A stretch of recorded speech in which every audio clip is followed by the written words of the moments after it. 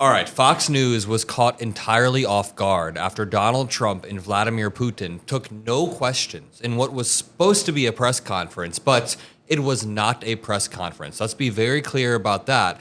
And it seems like Fox News did not have the time to, set up the equipment necessary to do their mental gymnastics and write the talking points that they needed to spin this in favor of Donald Trump. So after the 9-minute presser, it's not even a presser, but after the 9-minute speech that they both gave, they walked off. It cuts back to Fox News.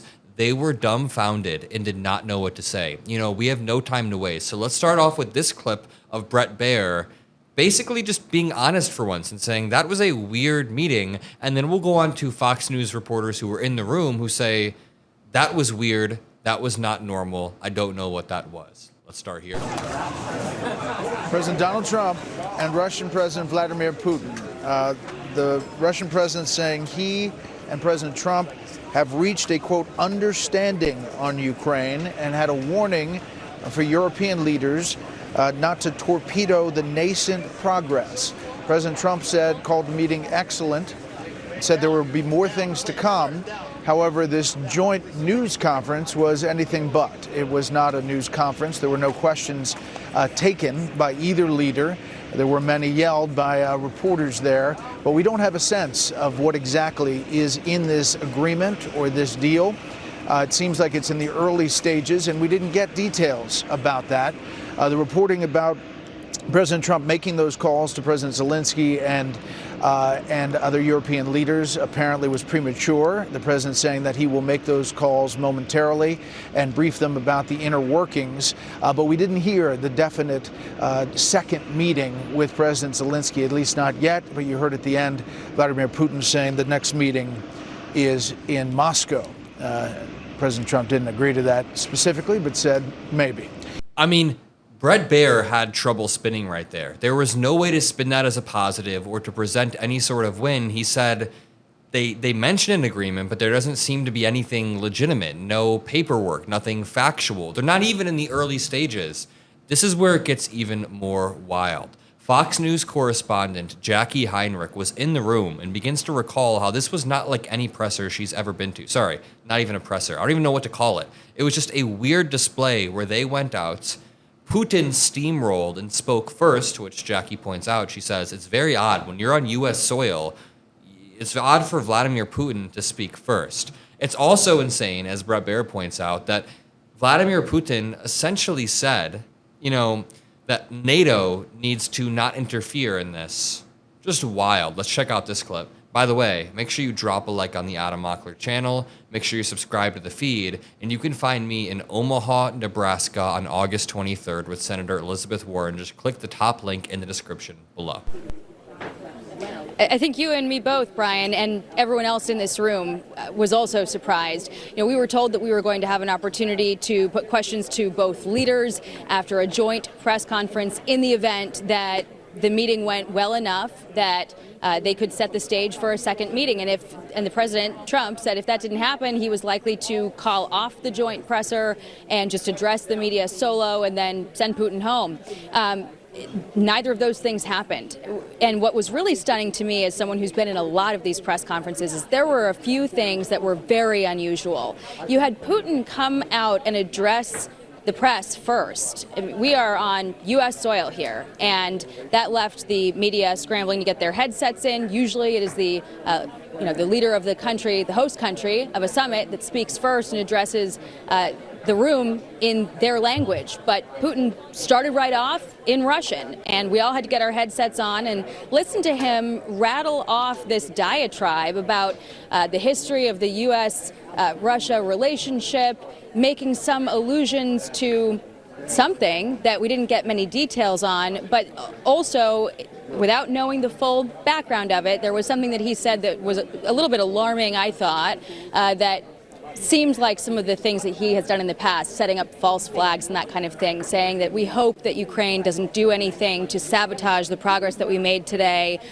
That is very, very odd, and there is a lot more to play from this segment and the segment after, but I just have to break a few things that she said down, because in this, she said it was never like any other quote-unquote presser that she's ever been to, in the sense that it wasn't a presser. It was anything but that. In fact, When they walked out, despite being on U.S. soil, Vladimir Putin spoke first. He literally cucked Donald Trump. I'm sorry if there are kids in the room, but he literally cucked Donald Trump.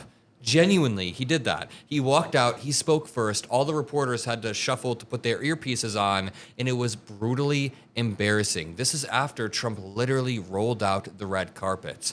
By the way, I just want to go back to the headline point right here. The fact that there was no deal made, scratch that. The fact that Putin even stepped foot on U.S. soil only rewards his territorial aggression. His territorial ambitions are rewarded, not punished, when we roll out the red carpet for him. It sounds like I'm saying that figuratively, but I'm not. They literally rolled out the red carpet. To continue. Knowing full well that Ukraine has agreed to a ceasefire unconditionally for the last several months, and it has been Russia that has not agreed to a ceasefire. That was President Trump's main objective today. And when we did hear from the president, he said, we didn't get there, but we think that we can.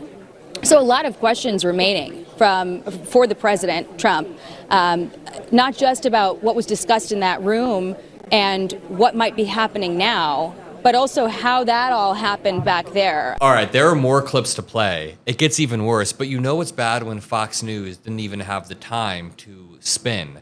Right after this segment, Ted Cruz came on and tried to lie and say it was a win, but it doesn't really go too well. We'll get there, but really quickly, someone said on Twitter, White House officials state that the luncheon between U.S. and Russian delegations has been canceled, adding that President Trump will immediately return to Washington. And Jason Brodsky kind of shoots down the right-wing argument that this went well and says, short statements, no questions, and a canceled lunch. Yeah, I don't think this went as well as many may have thought. Christopher Miller says, unclear what has transpired and agreed or not agreed, but a person close to the Ukrainian president tells me Zelensky has not yet even heard from Trump and called the situation very weird. Another said, it appears to be a nothing burger, but in Ukrainian. This brings me on to the next clip, but very, very quickly. Trump promised he would not touch Medicare. He promised that he wouldn't touch Medicaid. And with this big, ugly, disastrous bill, they have made cuts to exactly that. So I only partner with companies that I truly research, truly trust, and I know can help push us over the finish line. And since it's more important than ever to make sure you're getting every benefit you're entitled to, I want to promote Chapter for this video. They're the only national Medicare advisor that searches every single plan, gives you clear and honest guidance. And listen, the call is entirely free, so whether you're on Medicare or you're about to turn 65, do the free call, get the unbiased advice, and you can go from there. Call the number on screen. It's 706-312-8635, or click the link under the video in the description. And I appreciate you all. Thank you for Chapter for making these videos possible. It's nice to have trusted partners in the independent media environment, so we don't have to do this. So we don't have to be Fox News, constantly, beholden to Republican, right-wing investors, people who are guiding what we're able to say. I could take my shirt off and make the rest of the video shirtless if I wanted to. It doesn't matter. I do whatever the hell I want on any given day, which means I have to hold myself accountable. And there's no one to hold Fox News accountable, except for the Dominion lawsuit, maybe. But sorry, let's watch this video of Jackie Heinrich continuing.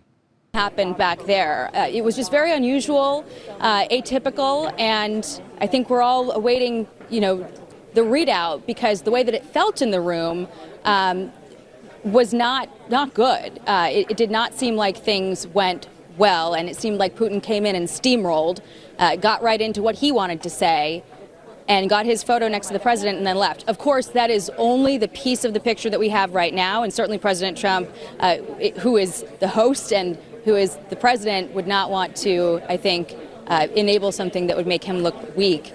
But we are eagerly awaiting to hear the background on that. And I will also note that we didn't see any sort of scowls on the faces of the likes of Steve Witkoff or Secretary Rubio or any of the other members of the U.S. delegation. And I think had it been concerning, we might have seen something there. But just to paint a picture for you of in the room, how it felt, what we're wondering about, what we need to know to put the pieces together and fully understand what we all just witnessed. Yeah, she seems pretty dumbfounded. Jackie Heinrich seems to be like, that was weird. The energy was off. And we see similar reports from other people that were in the room. Here's where the propaganda begins. I just want to be very clear. Because here's the moment that another Fox News contributor, Jason Chaffetz, tries to spin this, tries so desperately, but the lack of substance here really gives it away. He has no actual substantive things to bring the Fox News audience, so he just uses buzzwords. Listen to the propaganda and just know that it's propaganda. No kidding. I think it's a huge win for President Trump, for the United States. There is but one superpower in this world. It's the United States of America, both militarily and economically. You had the visuals on the military side, but both President Putin and President Trump talked about the economic strength. I also don't think this is all about Ukraine. I think they probably had a discussion that was much broader than that. I think this has to do with China. I think it has to do with Israel. I think it has to do with where Vladimir Putin... You think they talked about all that? I think they do mention that. I don't think they go 3 hours or do you think with focus? maps. Well, because I think they actually go through and they want to talk about all of these places on where Russia is in the world. This is terrifying. So they sat there with maps, and Donald Trump had to sit there and listen to Putin monologue, I'm assuming, about his vision of the new global order. And I'm sure Putin sold it to him in a way that was like, it'll be you and I, buddy, the United States. We'll take over the global order. There's no rules. This is a terrifying, terrifying thought. And Jason Chaffetz is barely an American. People who are out there defending this, calling this a victory, barely American. Vladimir Putin just stepped foot on U.S. soil, rolled Trump, left Trump with nothing in his hands. Even if he did make any concessions, Putin, it wouldn't be good. I mean, it would be a game, or Ukraine wasn't there to... And Ukraine not being there to have any sort of consent just makes it all an inherent loss. So when he says, for a second there, he may actually hit the nail on the head when he says there was more to this meeting than Ukraine, because there probably was. It seems like there were business deals happening, not business deals happening in the name of the United States, but in the name of Donald Trump. He brought Russian oligarchs, Putin brought Russian oligarchs to try to schmooze Donald Trump, and it seemed like it worked. They then walked off without taking any questions. They canceled the luncheon, and that's that. I'm going to leave this video here. Make sure you drop a like. Make sure you subscribe. If you live near Omaha, click that link. If you want to use Chapter, click that link. I love you all. See you in the next video, and peace out.